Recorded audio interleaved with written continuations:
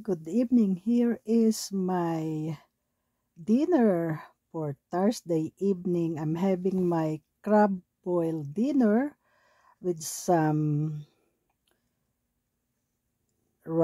steam rice cake. And then for my dessert, I'll have some slices of persimmons. There you have it. My Thursday evening dinner. Come and join me